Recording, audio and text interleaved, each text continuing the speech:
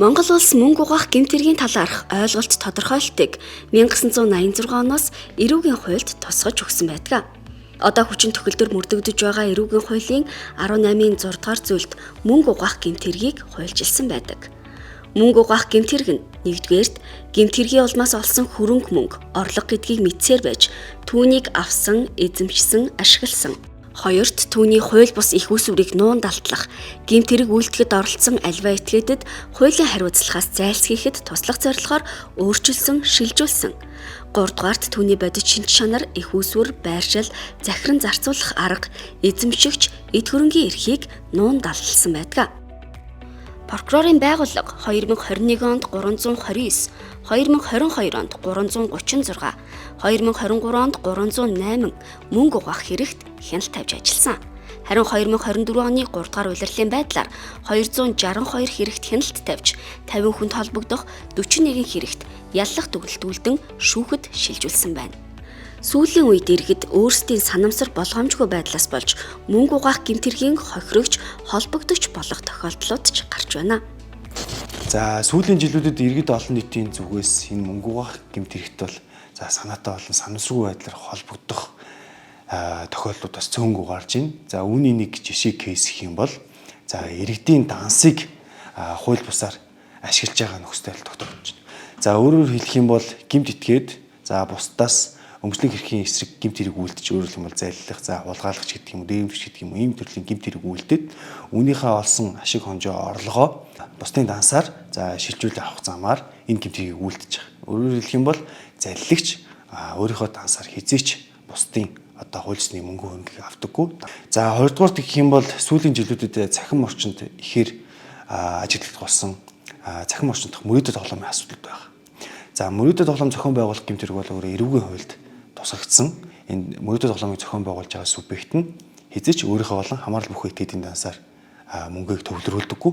Дандаа бусдын дансыг хуурч мэхлэх, эсвэл тэдний итгэлийг нэвдэх замаар тухайн дансыг бол өөртөө шилжүүлж аваад ингээ мөрөөдөд тоглоом зохион байгуулах гэмт хэрэгүүд бол явагдаж байна.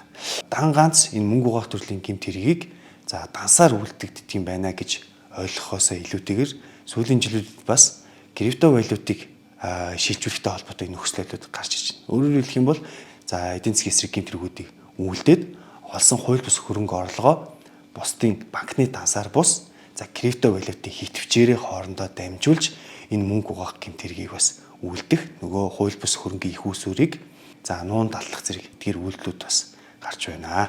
За эцсийн жилд иргэд олон нийт маань өөрсдөө эзэмшилдэх банкны данс, ATM-ийн карт, мөн түншлэн хитвч зэргийг бусдад ашиглуулахгүй байх нь зүйтэй. Ингэснээрээ мөнгө угаах гэмт хэрэгээс өрсөн сэргийлэх бүрэн боломжтой.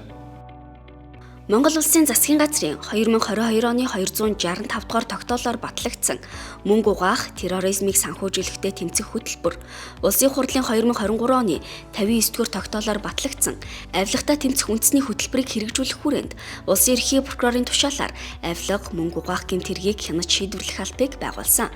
Тус алба нь дээрх хөтөлбөрүүдийн хэрэгжилтийг хангуулах, энэ төрлийн гэмт хэрэгт тавих хяналтын ажлыг боловсронгуй болгох чиглэлтэй ажиллаж байна.